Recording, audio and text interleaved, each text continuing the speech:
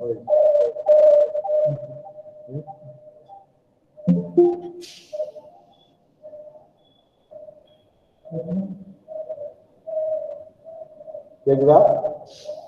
Sir. Okay okay.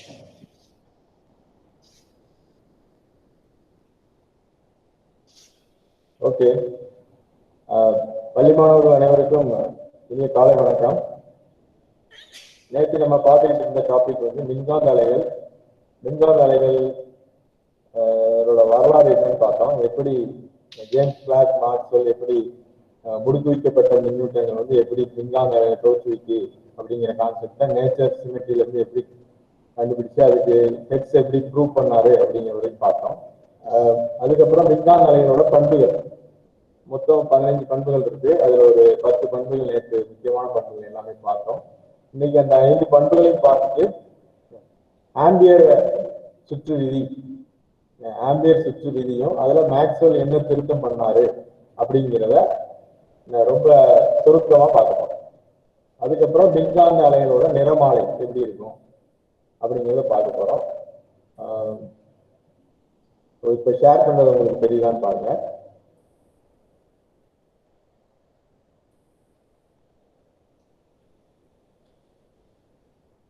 Share பண்ணிருக்கிறது தெரியுதா? இல்ல sir.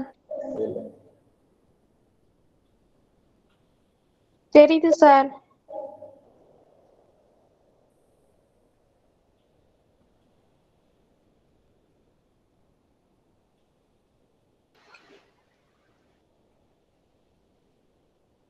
தெரியுதா இப்ப?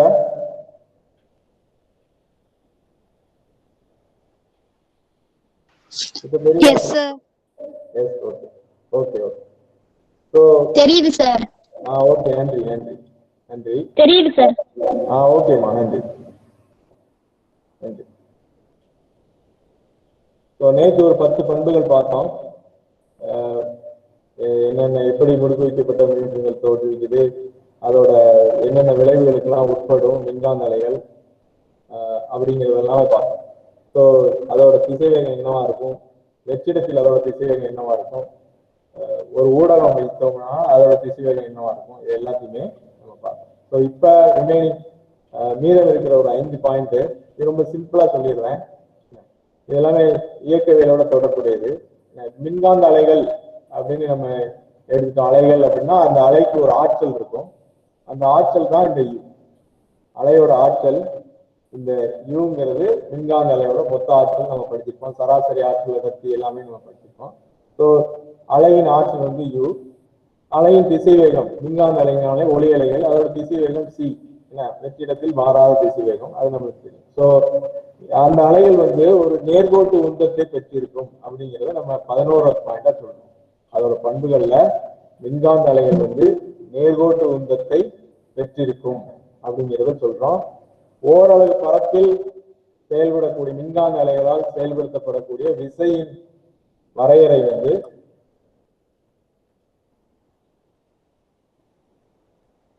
கதிர்வீச்சு அழுத்தம். எல்லாருக்கும் நான் இப்ப ஷேர் பண்ணிருக்கிற ஹேண்ட் ரைட்டன் இது தெரியுதா?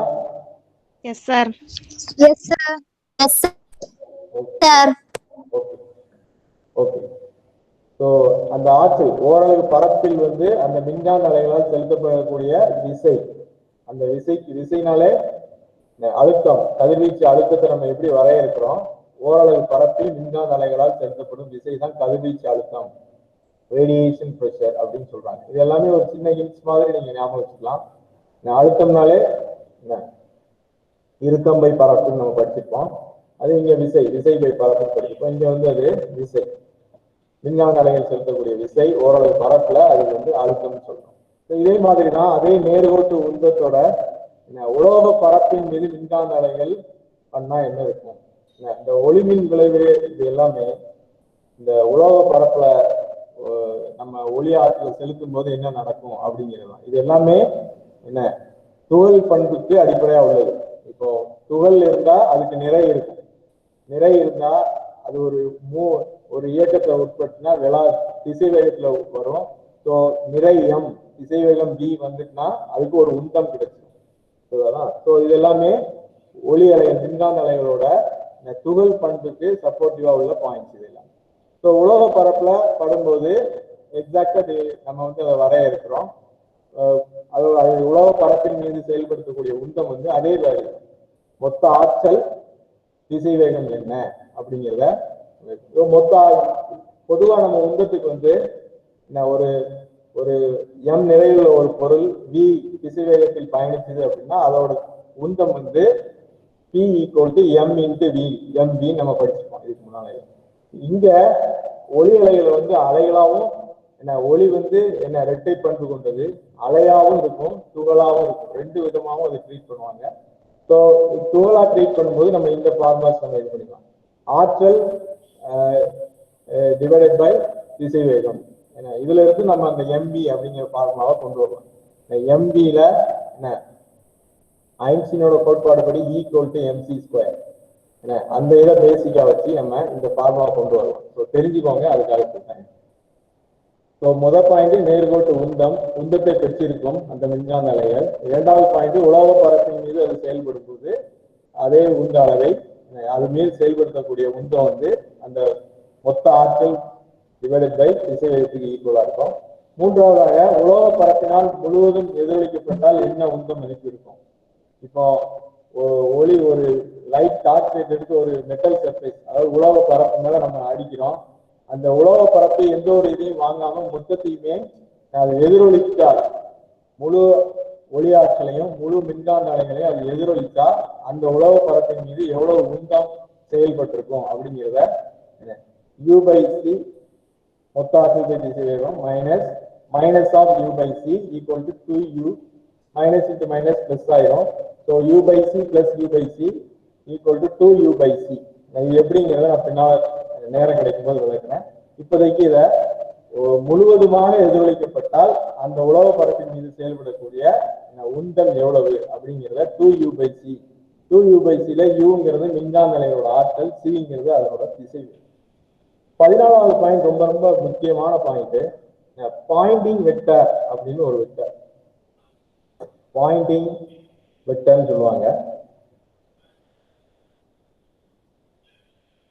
பாயிண்டிங் வெக்டர் அந்த பாயிண்டிங் வெக்டர் தான் எஸ்ன்னு கொடுத்துருப்பாங்க. அது ஓரளவு பரப்பில் ஒரு வினாடியில் செலுத்தப்படும் மின்காந்த அலைகளோட ஆற்றல். இது எப்படி நம்ம வரையறுக்கிறோம்? பாயிண்டிங் வெக்டரை ஒரு மின்காந்த அலை ஓரளவு பரப்பில் ஒரு வினாடியில் எவ்வளவு ஆற்றலை மின்காந்த ஆற்றலை கடத்துகிறது. அது இந்த பாயிண்டிங் வெக்டர் வந்து ஒவ்வொரு பாயிண்ட்லையும் அந்த மின்காந்த அலைகளோட அந்த ஆற்றலோட திசையை வந்து குறிக்கும் அப்படிங்கிறத சொல்லுவாங்க. பாயிண்டிங் வெக்டர் இது வந்து ஒரு பெரிய டெரிவேஷனுக்கு அப்புறம் உள்ள கன்க்ளூஷன், இது முடிவு. So S vector equal to 1/μ0 E electric field, B magnetic field, E vector into B vector, vector பெருக்கம் உங்களுக்கு தெரிஞ்சிருக்கும். ஸோ இந்த 1/μ0 அப்படிங்கிறத c² ε0 அப்படின்னு நம்ம எழுத முடியும். நம்ம ஆல்ரெடி நேற்று ஒரு சில c ஈக்குவல் டு 1/√ε0 அப்படிங்கிற ஒரு சமன்பாட்டில இருந்து நம்ம இந்த 1/μ0 எக்ஸ்பிரஷன் கொண்டு வந்தோம்னா இதெல்லாம் நீங்க ஒர்க் அவுட் பண்ணி பார்த்தீங்கன்னா உங்களுக்கு 1/μ0 which is equal to c² ε0 அப்படிங்கிறது உங்களுக்கு தெரியும். ஸோ இந்த 1/μ0 பதிலாக c² ε0 போட்டிருக்கிறேன். ஸோ இதுக்கு பேர், இது எஸ் வெக்டருக்கு பேரு பாயிண்டிங் வெக்டர். ஓரளவு பரப்பில் ஒரு வினாடியில் மின்காந்த ஆற்றல் எவ்வளவு கடத்தப்படுகிறது அப்படிங்கிறது தான். இதோட அளவு வந்து watt per metre square. Watt per metre square கொண்டு வந்துடலாம். ஏன்னா ஓரளவு பரப்பு இந்த மின்காந்த அலைகளோட ஆற்றல் ஓரளவு பரப்பு ஒரு வினாடி. ஸோ இந்த ஆற்றல் பை வினாடின்னு வந்தாலே அதை வாட்னு நம்ம சொல்லிடுவோம், திறன் அப்படின்னு சொல்லிடுவோம். ஸோ திறன் டிவைடட் பை பரப்பு அப்படிங்கும்போது பரப்புக்குள்ள அலகு மீட்டர் ஸ்கொயர். ஸோ மேல வந்துச்சுன்னா metre power -2. U by S திறனோட அலகு வாட், அதனால வாட் பெர் மீட்டர் ஸ்கொயர் தான் இதோட அலகு. 14வது பாயிண்ட் முக்கியமான பாயிண்ட், இந்த பாயிண்டிங் வெக்டர் அப்படிங்கிற ஒரு கான்செப்ட். 15வது நேர்கோட்டு உந்தம் ஆற்றல், மின்காந்த ஆற்றல், இதை எல்லாத்தையும் விட அதுக்கு கோண உந்தத்தையும் சுமந்து செல்கிறது. மின்காந்த அலைகளுக்கு வந்து கோண உந்தமும் இருக்கிறது. எல் அப்படின்னு படிச்சிருக்கோம். L is equal to I omega அப்படின்னு 11th ஸ்டாண்டர்ட்ல படிச்சிருக்கீங்க. கோண உந்தம். இதை மட்டும் தெரிஞ்சு வச்சுக்கோங்க. ஸோ நேர்கோட்டு உந்தம் மட்டுமல்ல, கோண உந்தத்தையும் அது சுமந்து செல்கிறது அப்படிங்கிறது தெரிஞ்சுக்கோங்க. ஸோ இதான் ரிமைனிங் உள்ள 15 பாயிண்ட். புக்ல பார்த்துருப்பீங்கன்னு நினைக்கிறேன். நேற்று 8 பாயிண்ட் சொன்னீங்க. போய் செக் பண்ணீங்களா புக்ல? ஸ்டூடெண்ட்ஸ் 8 தான் சார் இருக்கு. 8 தான் இருக்குதா? ஆமா சார். செக் பண்ணிட்டீங்களா? சார். ஆமா சார், செக் பண்ணோம் சார். அப்படியா? அது எந்த பதிப்பு? அந்த அந்த புத்தகம் எந்த பதிப்பு, ஆண்டு ஏதாவது சொல்ல முடியுமா? நியூ புக்ல சார். பதிப்போட ஆண்டு இருந்தா பார்த்து சொல்லுங்க. நான் வேற புக் பார்த்துட்டு இருக்கேன், எனக்கு தெரியும். நான் 2019 பதிப்பு பார்த்துட்டு இருக்கேன்.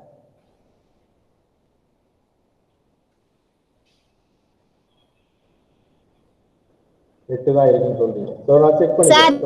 திருத்திய பதிப்புன்னு போட்டு 2020 போட்டிருக்கு சார். இப்ப மறுபடியும் எங்களுக்கு புக் சேஞ்ச் பண்ணாங்க. சேஞ்ச் பண்ணிருக்காங்க. ஓ ஆமா சார். சரி, ஓகே. திருத்திய பதிப்பு 2020 போட்டிருக்கு இல்லையா?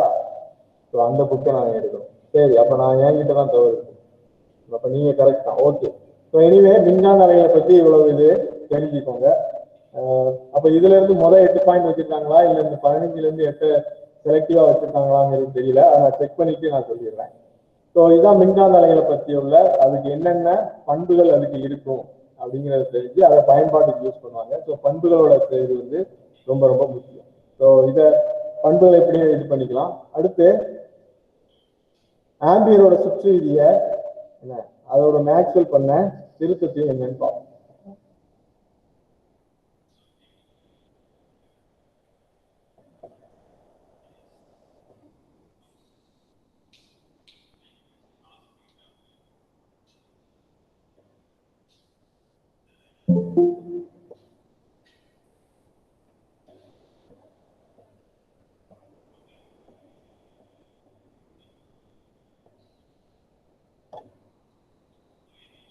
இதுக்கு அடிப்படையா மின் மற்றும் காந்த மின்னோட்டத்தினால் ஏற்படும் காந்த விளைவு வந்து நம்மளுக்கு அடிப்படையா தெரிஞ்சிருக்கணும். ஆம்பியரோட சுற்று விதியை நான் எழுதுறேன்.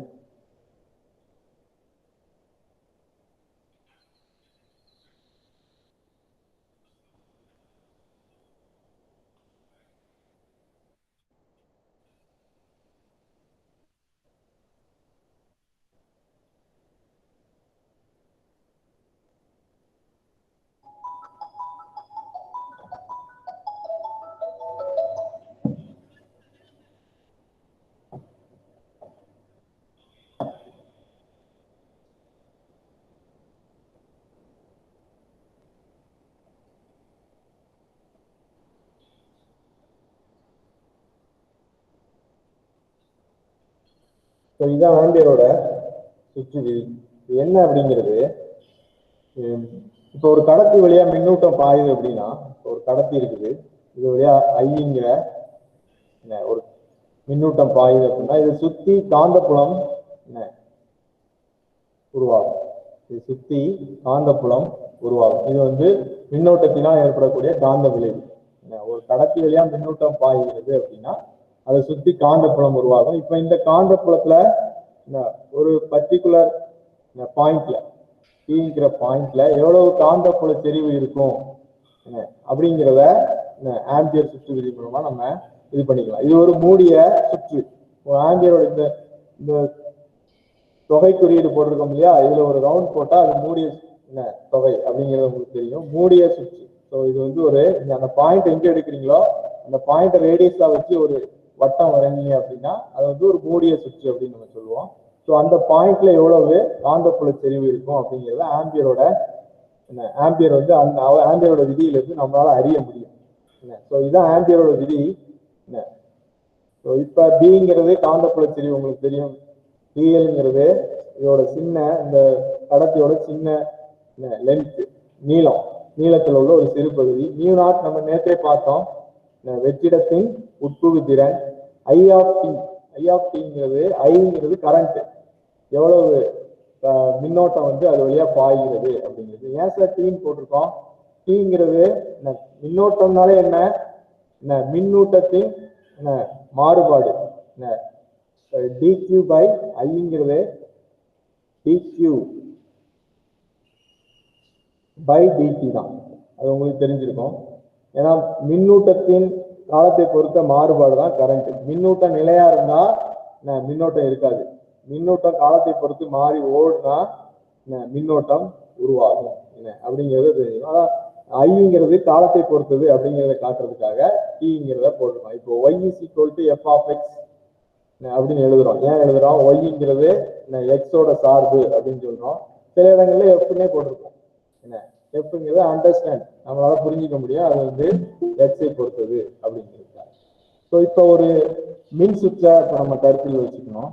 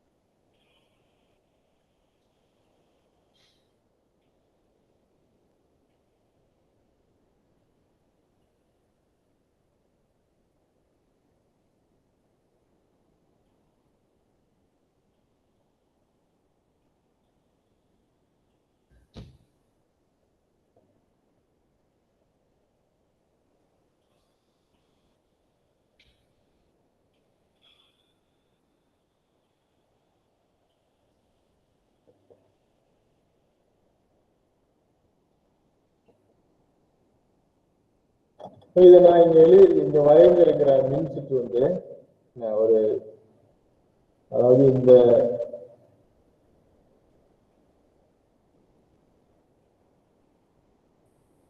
மின்தேக்கின்னு சொல்லுவோம் இல்லையா, கெப்பாசிட்டர், மின்தேக்கி.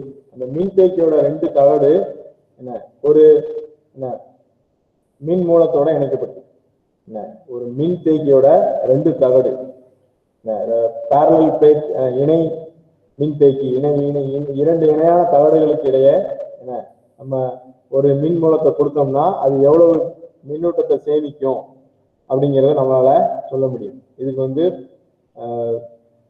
இதுக்கு முன்னால உள்ள அந்த நிலை மின்னியல் மின்னோட்டத்தினால் உள்ள இது, அந்த இதுல உள்ள ஈக்குவேஷன்ஸ் நம்ம பயன்படுத்த போறோம். ஆனா சிம்பிளா எப்படிங்கிறத சொல்றேன். ஸோ ஒரு கடத்தி வழியா மின்னூட்டம் பாயுது, அதுல அதை சுற்றி காந்தப்புலம் உருவாகுது. ஸோ ஒரு பாயிண்ட்ல என்ன காந்தப்புல செறிவுங்கிறத நம்ம ஆம்பியர் சுற்று விதி மூலம் சொல்லிடலாம். ஆனா இங்க இது ஒரு தகடு, இது ஒரு தகடு. ஸோ இந்த ரெண்டு தகடுகளுக்கு இடையே நம்ம ஒரு மின் மூலத்துல இருந்து மின்னாற்றலை கொடுக்குறோம். ஸோ இது ஒரு மின் தேக்கியாக செயல்படும். இது ஒரு மின் தேக்கியாக செயல்படும். இந்த ரெண்டு தகடுகளுக்கு இடைப்பட்ட இடத்துல எந்த ஒரு இதுவுமே கிடையாது. ஸோ இப்போ கரண்ட் எப்படி மின்னோட்டம் வந்து இங்க இருந்து இந்த முறையில பாயும், டைரக்ஷன் வந்து திசை வந்து இப்படி வரும், சரியா? பொதுவா நம்ம ஒரு கடத்தி வழியா மின்னூட்டம் பாயறத கடத்து மின்னோட்டம் அப்படின்னு சொல்லுவோம். இந்த ஐசிங்கிறது கடத்து மின்னோட்டம் அப்படிங்கிறதா சொல்லுவோம். ஐசிங்கிறது கடத்து மின்னோட்டம். இந்த சர்க்கியூட் வழியா, இந்த மின் சுற்று வழியா அது அந்த நம்ம கொடுத்திருக்கிற மின்முனையோட நேர்மின் எதிர்மினை பொறுத்து அந்த திசையை நோக்கி போகும். ஸோ இது வழியா போகுது. ஸோ இப்போ இத மின்தேக்கி வந்து மின்சாரத்தை சேமிக்கும். இது நம்மளுக்கு யூஸ்ஃபுல்லா தெரிஞ்சுது.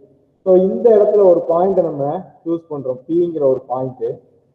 இந்த களத்தில மின்னோட்டம் வந்து பாயுது. ஸோ இதை சுற்றி எவ்வளவு, இது ஒரு மூடிய நம்ம வச்சுக்கலாம்.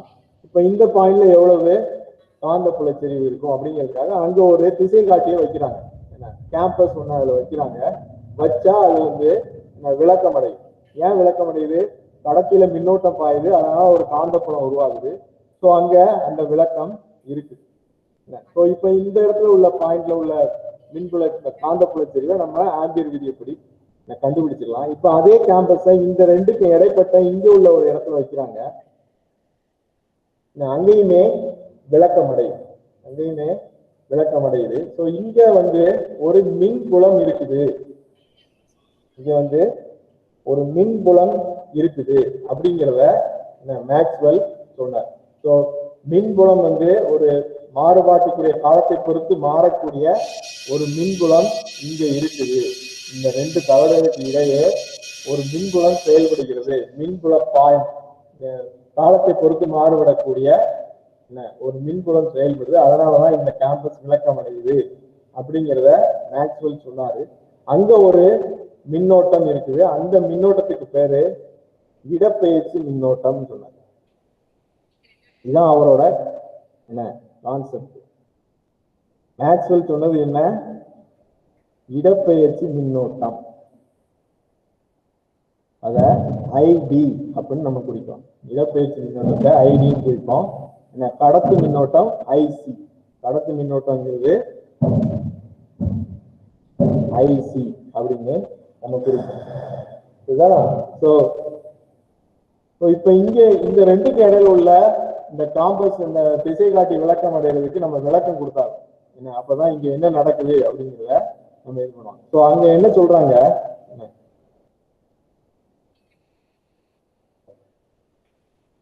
ரெண்டு இணை தகடுகளுக்கு இடையே ஒரு மின்முலத்தை செயல்படுத்தணும்னா இங்க ஒரு மாறுபட மின்புலம் உருவாகுது. அதை காஸ் விதியிலிருந்து நம்ம அறியலாம். காஸ் விதி என்ன?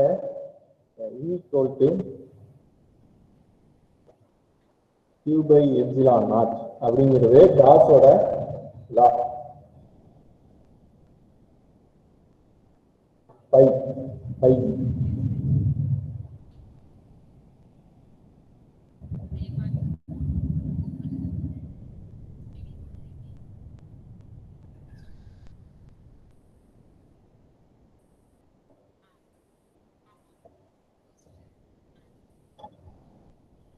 பைங்கிறது பாயம், காந்த பாயம், மின் பாயம், மின்புல பாயம் கேள்விப்பட்டிருப்பீங்க. காந்த புல பாயம், மின் பாயம், பைவி.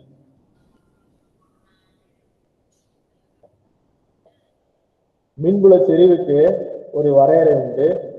ஓரளவு பரப்பின் மீது செயல்படக்கூடிய மின்புல பாயம். ஓரளவு பரப்பின் மீது ஏங்கிறது இந்த தகடோட பரப்பு, தகடோட சர்ஃபேஸ் ஏரியா, மேற்பரப்புன்னு சொல்லுவோம் இல்லையா. ரெண்டு தகடு இருக்குன்னா, செவ்வகமான தகடு இருக்குன்னா அதுக்கு ஒரு பரப்பு இருக்கும். அந்த பரப்பு அது ஓரளவு பரப்பு மேல எவ்வளவு மின்புல பாயம் இருக்குது அப்படிங்கிறதுதான் மின்புல செறிவு அப்படிங்கிறத நம்ம சொல்லுவோம். ஸோ பை இப்போ இன்ட்டு ஏ அதுல இருந்தா இது வந்திருக்கும். அதுல இருந்தா இந்த Q/ε0 அப்படிங்கிறது ஒரு மூடிய சுற்றுல ரெண்டு மின்தேக்கி, இரண்டு இணையான தகடுகளுக்கு இடையே ஒரு மின் மூலத்திலிருந்து ஆற்றல் பெறும்போது அங்க இருக்கக்கூடிய மின்புல செறிவு என்ன, அதை தொடர்புபடுத்தக்கூடிய சமன்பாடு தான் இந்த காஸ் விதி. இதை நிலை மின்னிலே நம்ம படிப்போம். நான் இப்ப டைரக்டா 5வது யூனிட் நடத்துறதுனால இது காஸ் விதி நீங்க ஞாபகம் வச்சுக்கோங்க. ஸோ இது மின்புல பாயம், இது மின்னூட்டம், இது ε0ங்கிறது நம்ம நேற்றே பார்த்தோம். வெற்றிடத்தின் விடுதிறன் இது ஒரு மாறிலி, இது ஒரு மாறிலி, வெற்றிடத்தின் விடுதிறன் அப்படின்னு பார்த்தோம். ஸோ இப்ப இந்த மின்புல பாயத்தோட மாற்றம் அதுதான் இது காலத்தை பொறுத்து மாறுறதுனாலதான் இங்க அந்த இடப்பெயர்ச்சி மின்னோட்டம் தோன்றுது அப்படிங்கிறத மேக்ஸ்வெல் சொல்றாரு. ஸோ அப்ப இது காலத்தை பொறுத்து மாறும். அப்ப நம்ம அதை வகைப்படுத்தணும். காலத்தை பொறுத்து மாறுபாடுங்கிறது d/dt ஆஃப் காலத்தை பொறுத்த மாறுபாடு மின்புல பாயம். ஸோ மின்புல பாயம் காலத்தை பொறுத்து மாறும்போது அந்த இரு தகடுகளுக்கு இடையே ஒரு மின்னோட்டம் உருவாகிறது. அந்த மின்னோட்டம் இடப்பெயர்ச்சி மின்னோட்டம் சொல்றாங்க. நம்ம இங்க d/dt ஆஃப் Q/ε0 நம்ம இந்த பக்கம் வகைக்கெழு பண்ணியிருக்கோம், இந்த பக்கம் வகைக்கெழு எடுக்கிறோம். ஸோ ε0ங்கிறது இங்க மாறிலின்னு சொல்லிட்டோம். ஸோ அதை வெளியே எடுத்துடலாம். dQ/dt epsilon 1/ε0. ε0ங்கிறது நம்ம மாறிலி, அது வெளியே வகைக்கெழுக்குள்ள இருக்க வேண்டிய அவசியம், வெளியே வந்துடலாம், மாறாது இதை பொறுத்தும். So dq/dt. ஸோ dq/dt நம்ம ஆல்ரெடி இந்த dq/dtங்கிறதான் கரண்ட் நம்ம பார்த்துருக்கோம். ஸோ இந்த கரண்ட் 1/ε0 இது அப்படியே எழுதிருக்கிறேன். dq/dt தான் id அப்படின்னு சொல்றேன். ஐடிங்கிறது இடப்பெயர்ச்சி மின்னோட்டம், டிஸ்பிளேஸ்மெண்ட் கரண்ட், அதனால டின்னு போட்டுருக்கோம். ஸோ அப்ப இந்த எக்ஸ்பிரஷன் நான் இங்க எழுதுறேன். d/e காலத்தை பொறுத்து மின்புல பாயத்தில் ஏற்படக்கூடிய மாற்றம் என்ன, இடப்பெயர்ச்சி மின்னோட்டத்தோட தொடர்புல இருக்கு. இதுதான் மேக்ஸ்வெல் அந்த ஈக்குவேஷன்ல கொண்டு வந்த திருத்தம். இப்ப இங்க பரப்பு, அந்த தகடோட பரப்புன்னு சொல்றோம் இல்லையா, இந்த பரப்பு இரண்டு இணையான என்ன தகடு இருக்கக்கூடிய மின்தேக்கி அமைப்பு இது. ஸோ இந்த பரப்பு இதுதான் நம்ம இங்க இந்த ஏ அப்படிங்கிறத குறிக்கிறோம். ஸோ இப்ப இந்த இடப்பெயர்ச்சி மின்னோட்டத்தை நம்ம அந்த ஆம்பியரோட சுற்று விதியில என்ன அவர் மேக்ஸ்வெல் ஒரு திருத்தம் கொண்டு வராரு. கடத்து மின்னோட்டம் மட்டும் இருக்க போறது இல்லை. இந்த மாதிரி போனா இதுக்கு இங்க இடையில வைக்கக்கூடிய அந்த திசை காட்டிலையும் விளக்கம் ஏற்படுது. ஸோ அங்க ஒரு மின்னோட்டம் இருக்குது. அந்த மின்னோட்டத்துக்கான விளக்கத்தை மேக்ஸ்வெல் கொடுத்து இந்த ஆம்பியரோட இந்த விதியை திருத்தம் பண்ணி எழுதுறாரு. ஆம்பியரோட இந்த விதியில இங்க என்ன நீளம் சம்பந்தப்பட்டிருக்கும், நம்மளுக்கு இங்க பரப்பு, இது என்ன ஒரு பரிமாணம், இங்க ரெண்டு பரிமாணம் வந்துடும். 1 டைமென்ஷன் 2 டைமென்ஷன் சொல்றோம் இல்லையா. ஸோ இப்ப இந்த விதியை எப்படி நம்ம மாற்றி எழுதுறோம்,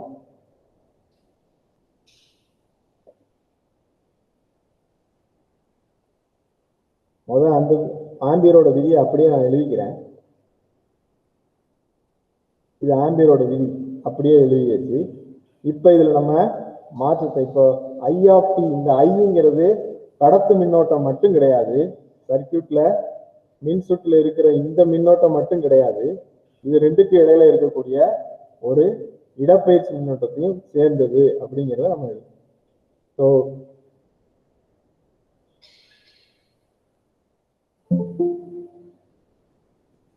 dAன்னு எழுதணும். இது நீளம், இங்க பரப்பு, நம்ம இரு இணையான தகவல்களுக்கு இடையே உள்ளதை பேசுறோம், அதனால பரப்பு. μ0ங்கிறது ஒரு கான்ஸ்டன்ட், I(t)ங்கிறது IC + ID. இதுதான் மேக்ஸ்வெல் கொண்டு வந்த திருத்தம் ஆம்பியரோட சுற்று விதியில. என்ன எதை கொண்டு வந்திருக்காரு, இடப்பெயர்ச்சி மின்னோட்டத்தை இது கூட என்ன கொண்டு வந்திருக்கிறார். இது வந்து உங்களுக்கு கண்டிப்பாக தெரியக்கூடிய ஒரு விஷயம். இந்த ரெண்டு மின்னோட்டத்தோட கூட்டுத்தொகை தான் அந்த மூடிய சுற்றுல பாயக்கூடிய மின்னோட்டத்தோட அளவா இருக்கும் அப்படிங்கிறத மேக்ஸ்வெல் கண்டுபிடிச்சு என்ன திருத்தம் பண்ணாரு. இப்ப இதுக்கு நீங்க IC ஐடியோட வேல்யூ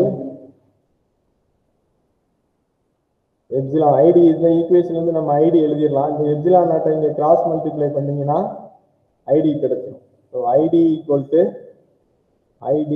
டு ε0 d/e/dt. இதை நான் இங்க கிராஸ் மல்டிப்ளை பண்ணியிருக்கிறேன். ஸோ நம்மளுக்கு கிடைக்கிறது ε0 de/e/dt. ஸோ இதான் மேக்ஸ்வெல் கொண்டு வந்த திருத்தம்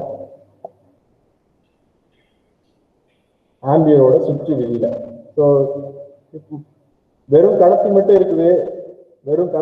இருக்குது அப்படின்னா கடத்து மின்னோட்டம் மட்டும்தான் இருக்கு. வெறும் கடத்தி மட்டும் இருந்துச்சு அப்படின்னா அதுல கடத்தி மின்னோட்டம் மட்டும்தான் இருக்கு. அதாவது இப்ப நம்ம ஏசி கரண்ட், டிசி கரண்ட் அந்த மாதிரிலாம் சொல்றோம் இல்லையா. அப்போ மின்புல பாயத்துல மாற்றம் ஏற்படும் போதுதான் அங்க மின்னோட்டம் இருக்குது. இடப்பெயர்ச்சி மின்னோட்டங்கிறதே நம்ம அதுதான் பார்க்கணும். மின்புல பாயத்துல மாற்றத்தை ஏற்படுத்தினாதான் இடப்பெயர்ச்சி மின்னோட்டமே கிடைக்குது. அங்க மாற்றத்தை ஏற்படுத்தல அப்படின்னா கடத்து மின்னோட்டம் மட்டுமே இருக்கு. இல்ல இந்த இடத்துல கடத்து மின்னோட்டம் 0வா தான் இருக்கும். ஏன்னா அங்க இடப்பெயர்ச்சி மின்னோட்டம் தான் என்ன நம்ம பேசுறோம். ஸோ இதெல்லாம் நீங்க ஞாபகம் வச்சுக்கணும். ஸோ இது இவரோட விதி மேக்ஸ்வெல் திருத்தம் கொண்டு வந்ததுக்கு அப்புறம் நீங்க எந்த சுற்றுக்கு இந்த விதியை பயன்படுத்தினாலும் அது வந்து பொருந்தும். அதுக்கு முன்னால அந்த ரெண்டு தகடுகளுக்கு இடையே உள்ள மின்னோட்டம் எப்படி உருவாகுது அப்படிங்கிற எக்ஸ்பிளனேஷனை ஆம்பியரோட சுற்று விதி கொடுக்கல. அதுதான் இதுல இருந்து நீங்க தெரிஞ்சுக்க வேண்டியது. ஸோ இது வந்து ஒரு முக்கியமான என்ன கேள்வி. ஸோ இதை நீங்க ஆம்பியரோட சுற்று விதியும் அதுல மேக்ஸ்வெல் கொண்டு வந்த திருப்பத்தையும் நீங்க பார்த்துக்கலாம். ஸோ அதுக்கப்புறம் ஃபைனலா மின்காந்த அலைகளோட நிறமாலை அதை நான் சொல்லி முடிச்சிடுறேன்.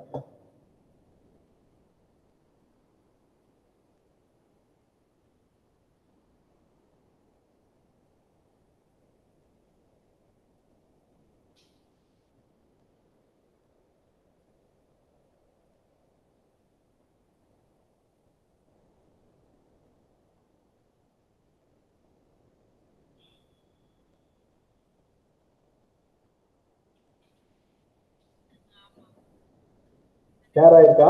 ஒரு கையால் எழுதப்பட்ட ஒரு நோட்ஸ் வந்து ஷேர் ஆயிருக்கா உங்களுக்கு ஸ்டூடெண்ட்? ஆயிடுச்சு சார், சார் ஆயிடுச்சு சார். Okay okay. ஸோ இது வந்து உங்க புத்தகத்துல ஒன்றின் கீழ் ஒன்றா கொடுத்துருப்பாங்க. இது என்ன அப்படிங்கிறது மின்காந்த நிறமாலைகள்.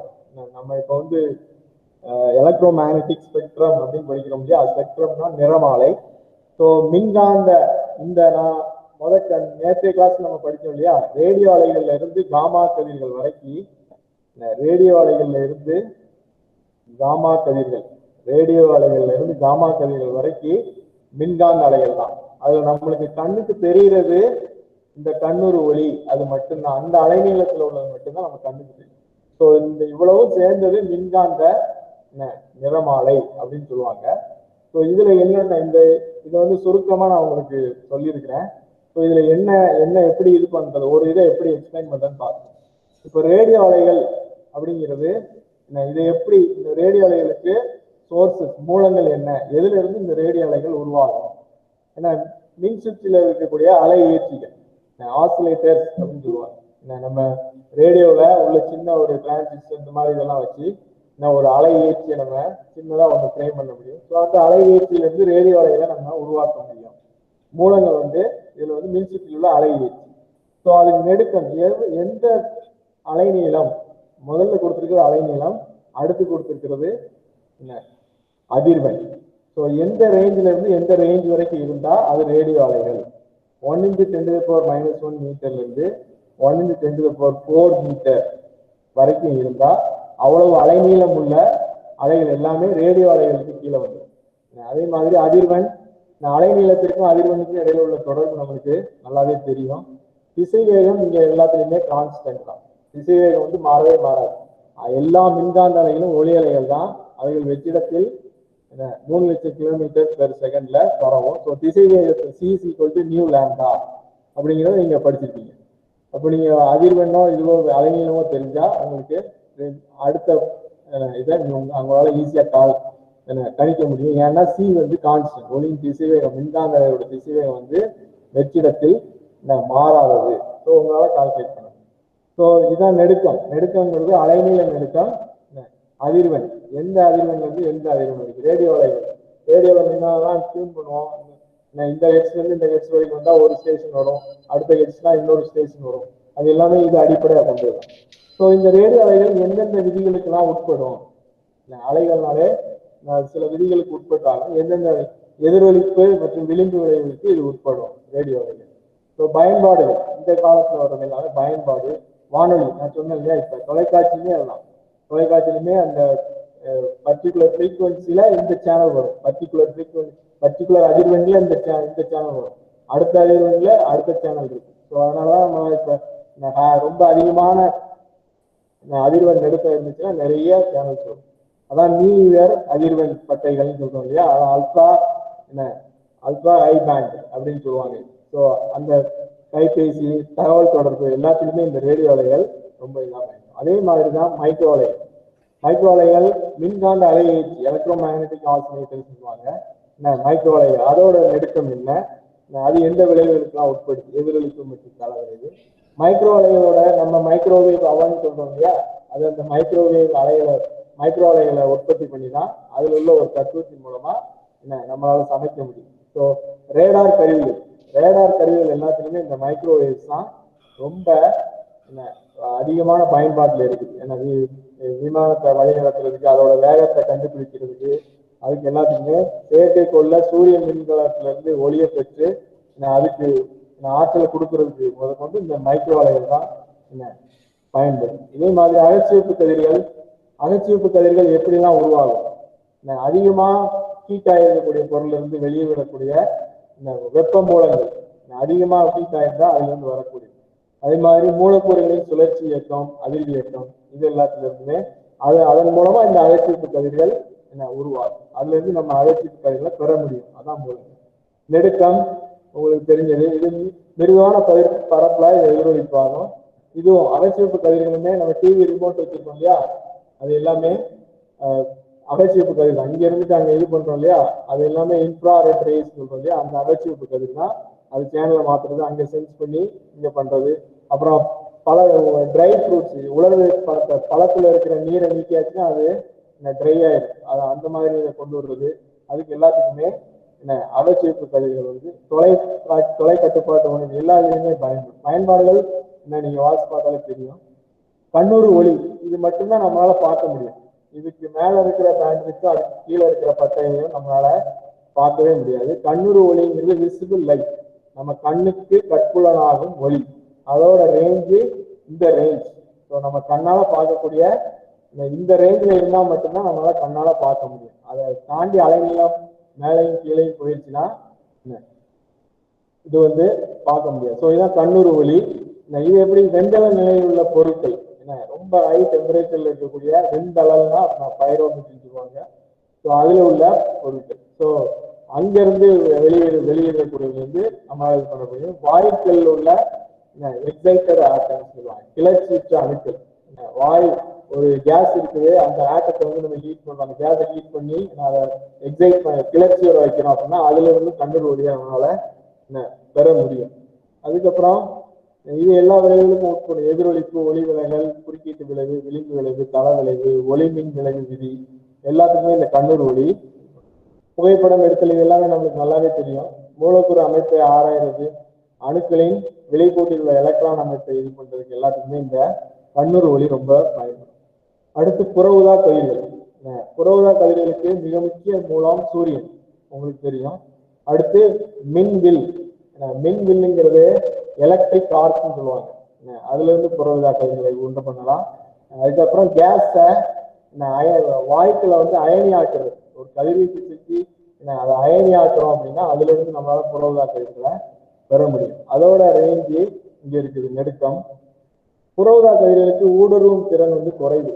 ஏன்னா ஏன் குறைவு அப்படின்னா, அது சூரியன்ல இருந்து வருது அப்படின்னா அது அங்கிருந்து ஓசோன் படலத்தாலேயே நிறைய உட்கவரப்படும்.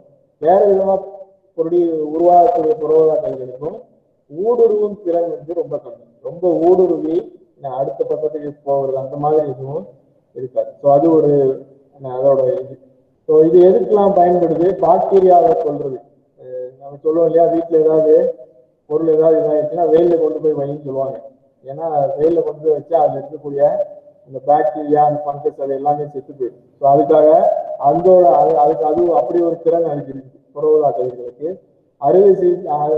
இந்த சர்ஜிக்கல் இன்ஸ்ட்ருமெண்ட்ஸ், அறுவை சிகிச்சை கருவிகள் இருந்து அதை வெயில வைன்னு சொல்றது காரணம், கழுவி வெயில வை அப்படின்னாலே அதுல இருக்கிற கிருமிலாம் செத்துரும். அதனாலதான் சொல்றது.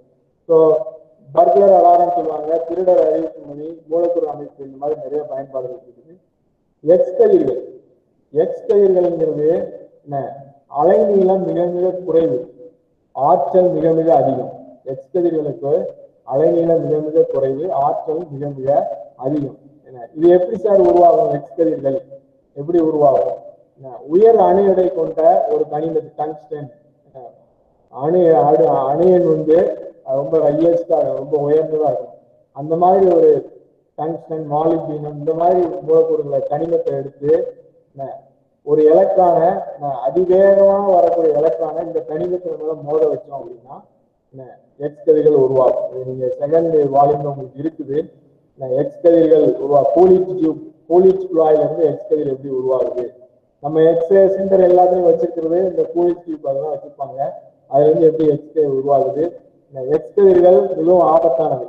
அது எல்லாமே நீங்க அந்த செகண்ட் வால்யூம்ல படிப்பீங்க. ஏன்னா ஊடுருவும் திறன் மிக மிக அதிகம். எக்ஸ் கதிர்களுக்கு ஊடுருவும் திறன் மிக மிக அதிகம். எக்ஸ் கதிர்களுக்கு மருத்துவ பயன்பாடுகள் மிக மிக அதிகம். நம்ம எலும்புல பிராக்சர் ஆயிருக்கா, எலும்பு எந்த நிலைமையில இருக்கு, எந்த மாதிரி எலும்பு நல்லா வளர்ந்துருக்குதா, எலும்போட வளர்ச்சியை கண்காணிக்கிறதுக்கு, ஃப்ராக்சரான அதை கண்டறிஞ்சு மருத்துவம் பண்றதுக்கு, சிறுநீர கற்கள் உருவாக்கத்துல எப்படி பயன்படுது அப்படிங்கிறது, எலும்பு முறிவு, சிறுநீரகத்து, அதுக்கப்புறம் அணுவின் உள்ள உட்புற எலக்ட்ரான் கூடுகள்ல எப்படி அந்த அமைப்பு ஆராய்றது. ஏன்னா அணுவோட சைஸுக்கு இதோட அலைநீளம் செட் ஆகும். அதனால அது அணுவோட உள் வரைக்கும் போய் பகுப்பாய்வு செய்ய முடியும். அதனால இந்த மாதிரி எக்ஸ்கதிர்களை மருத்துவ பயன்பாடும் அதிகம், ஆராய்ச்சிக்கும் அதிகமாக பயன்படுது. ஊடுருவும் திறன் மிக மிக அதிகம். காமா கதிர்களும் எக்ஸ்கதிர்கள் போலவே தான், எக்ஸ்கதிர்களை விட அதிக ஆற்றல் கொண்டது, அலைநீளம் ரொம்ப கம்மியா உள்ளது. இது எப்படி உருவாகும்? அணுக்கருவுல மாற்றம் நிகழும். சிதைவு, அணுக்கருவில் உள்ள மாற்றம் நிகழ்ந்தா அங்கிருந்து காமா ரேஸ் ப்ரொடியூஸ் ஆகும். சில அடிப்படை துகள்களோட சிதைவினாலதான் இது உருவாகும். அணுக்கருவுல போய் சிதைவுகளை ஏற்படுத்தணும், நம்ம காமா கதிர்களை பெற முடியும்.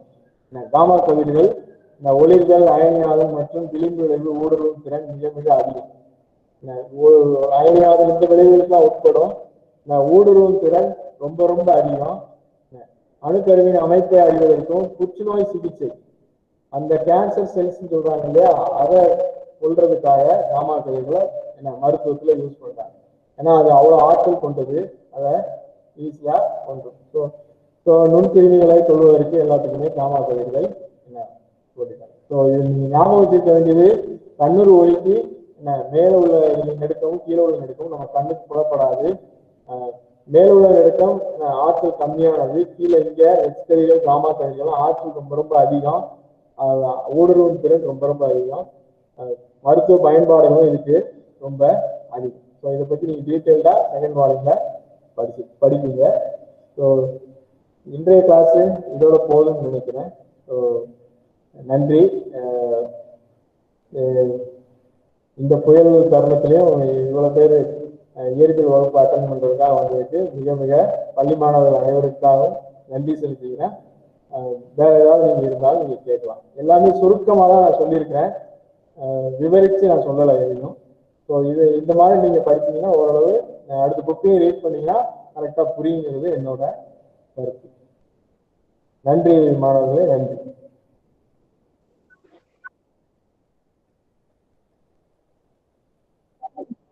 Thank you. Thank you, sir. Thank you, sir. Thank you. Thank you, sir.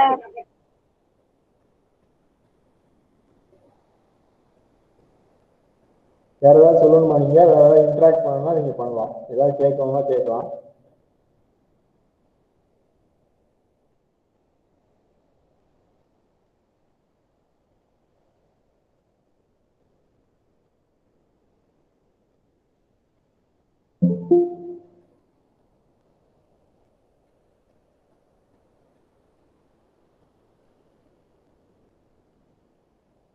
Mahalakshmi,